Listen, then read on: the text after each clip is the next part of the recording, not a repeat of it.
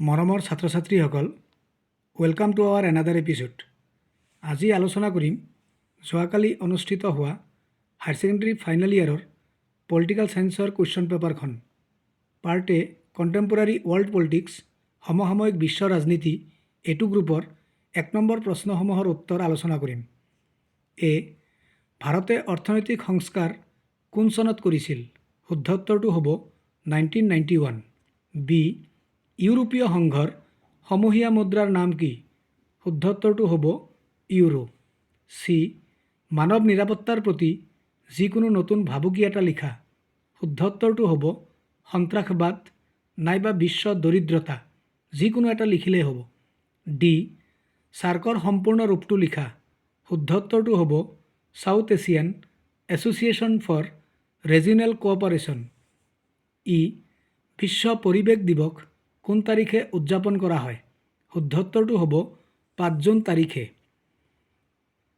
F, কোনখন বসুন্ধৰা শীৰ্ষ সন্মিলনে পৰিৱেশৰ বিষয়টো বিশ্ব ৰাজনীতিত গুৰুত্বপূৰ্ণ বিষয়ৰূপে চিহ্নিত কৰে? শুদ্ধ উত্তৰটো হ'ব ব্ৰাজিলৰ ৰিও ডি জেনেইৰোত অনুষ্ঠিত হোৱা 1992 শীৰ্ষ সন্মিলনে। জি, কোন চনত আছিয়ান আঞ্চলিক মঞ্চ গঠন কৰা হৈছিল? শুদ্ধ উত্তৰটো হ'ব 1994। এইচ, গঠনৰ সময়ত ৰাষ্ট্ৰসংঘৰ চনদত কিমানখন ৰাষ্ট্ৰই চহী কৰিছিল? শুদ্ধ উত্তৰটো হ'ব 51খন ৰাষ্ট্ৰই। আই, ৰাষ্ট্ৰসংঘ কেতিয়া প্ৰতিষ্ঠা হৈছিল? শুদ্ধ উত্তৰটো হ'ব 24 অক্টোবৰ 1945-ত। জে, চীনে মুক্ত দুৱাৰ নীতি গ্ৰহণ কৰিছিল। হয় অথবা নহয় লিখা। শুদ্ধ উত্তৰটো হ'ব হয়। এতিয়া আমি আলোচনা কৰিম পাৰ্ট বিৰ 1 নম্বৰ প্ৰশ্নসমূহৰ উত্তৰ।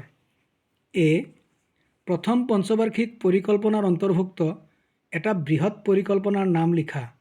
শুদ্ধ উত্তৰটো হ'ব ভাক্ৰা নাংগল নদী বান্ধ। বি, কোন চনৰ পৰা কেন্দ্ৰত মৰ্চা চৰকাৰৰ যুগ আৰম্ভ হৈছিল?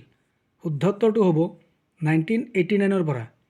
চি, ভাৰতবৰ্ষত পৰিকল্পনা আয়োগৰ সলনি কোনটো প্ৰতিষ্ঠান গঢ়ি তোলা হৈছে? শুদ্ধ উত্তৰটো হ'ব নীতি আয়োগ। ডি, কোনটো দলে ৰাষ্ট্ৰীয় গণতান্ত্ৰিক মৰ্চাক প্ৰতিনিধিত্ব কৰে? শুদ্ধ উত্তৰটো হ'ব ভাৰতীয় জনতা পাৰ্টীয়ে। ই, কোনখন চৰকাৰৰ দিনত মণ্ডল আয়োগ গঠন কৰা হৈছিল?